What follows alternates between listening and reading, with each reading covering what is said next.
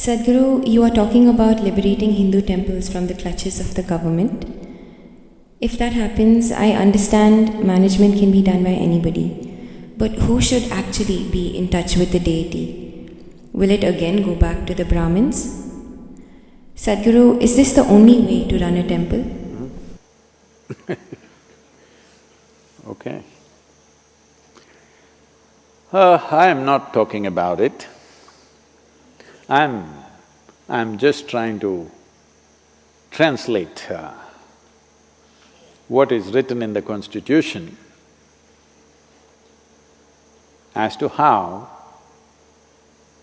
any spiritual, or if you want to call it religious spaces, should be managed or run.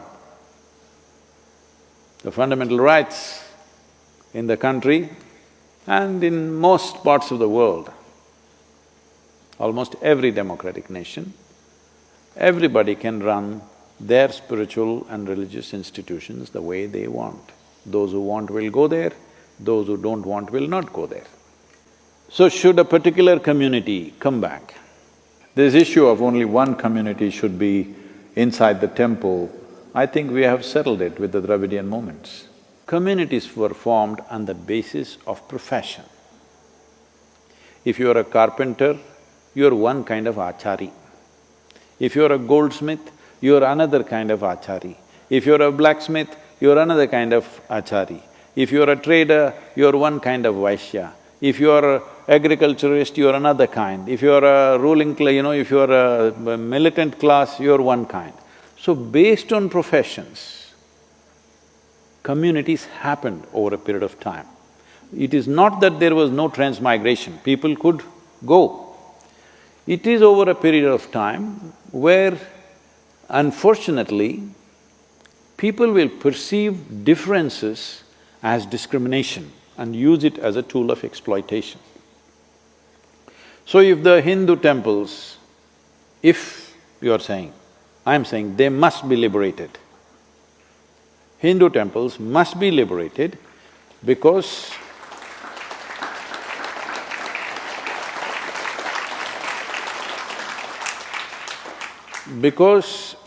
one important aspect of this is, it never belonged to a particular religion, it belonged to a particular trait. Devi temples are made one way, Shiva temples are made another way, Krishna temples are made another way, Vishnu temples are all in one way, Brahma temples in different ways. And all the different kinds of Devis, they are made differently. These were all energy centers established for different purposes. According to your purpose, whoever you are, you could go there. And according to its nature, different class of people manage different types of temples. Over a period of time, for the maintenance of the temple, by the devotees constantly contributing to the temple, temple's wealth grew. As the wealth grew, slowly certain communities tried to kind of dominate that because there was so much money and so much wealth, so naturally certain people dominated that. Well, in the British era, you must understand this, the Hindu temples were not taken over by the British Empire. It was taken over by a corporate called East India Company. A business took over the temples. Why was… you think the business was interested in your religion? No, because they saw there was so much wealth, they decided they must take it. In 1840, because these temples were managed by the English people, resistance rose in the Christian community, both back home for them and also here, that Christian men are managing pagan temples and we cannot condone that. So they decided to hand it back. By then they had shaved off all the jewelry, this, that. They couldn't take the land to England, so they took only what could be moved. Some temples escaped this, most temples lost their gold and diamond and everything that they had in huge quantities because people went on contributing. Only when some emergency like a famine or something came, it was for the temple to decide how much it should spend on those situations. Anyway, that's a history thing. Now if we release it, should the Brahmins come back? Not at all. There was a time where if you had to be in the army, you had to be a Kshatriya. If you have to be in the temple, you had to be a Brahmin. Well, as you know today, you can join the Indian army no matter what caste, creed or religion you are. So similarly, the same should happen to the temples. The only thing is the necessary training. So we can open up institutions which will do the training. So it doesn't matter what religion or caste you are, you should still be able to serve. Similarly, we must establish institutions where we will train people what should happen in a Shiva temple, what should happen in a Krishna temple, what should happen in a Vishnu temple, what should happen in a Devi temple. So, whoever learns the process and passes the examination, they will run the temple. Well, right here at Isha Yoga Center, this is a classic example. Here the Bhairavi Devi, a stringent training process, because this has a certain level of ritual involved. Only women can do it. Men are only in the outskirts of the temple. They cannot go in because that's the nature of the consecration. Here in the Dhyanalinga temple, 1/2 of the month, the lunar month, men manage it. Another half of the lunar month, women manage it. But they're all brahmacharis, both ways. They're all ash people, because he is ash. It is beyond the 12 number, he is like that. Now there's a Kala Bhairava temple coming up. You will see there will be totally a different breed of people managing that. Yes, because that serves not only the living, that is built to serve the dead. So that needs a completely different kind of involvement, different kind of competence to manage that. And even in terms of who comes into the temple, see here, people of all kinds of religions, caste, creed, everybody is coming, nobody checks who is who, because we are not interested who your father was, we are only interested where you want to go. This is the fundamental of democracy, I'm telling you. The fundamental of democracy is, we are not interested who your father was, we are only interested who you are. That's democracy. That is the basis of spirituality. We don't care who your father was or your grandfather was, whatever he might have been. What are you? Where do you want to go? This is all the concern of a spiritual process. So temples were not places of worship. Temples were not places where one man leads the prayer and everybody follows what he says. It never was. Priest only conducted a process. He's just there to facilitate. He's never ruling the place. He's never dominating the place. He's never giving a teaching. Nobody ever gives a teaching or philosophy or any kind of stirring up of the society. This is very important for the future of the world. So do not just call them Hindu temples. They are really temples where human beings can transform themselves. Human beings can nourish themselves for their inner development. So, right now, I'm saying even mosques and churches and everything should become like this. Let us say I like one aspect of what they're doing in a mosque, why can't I go there?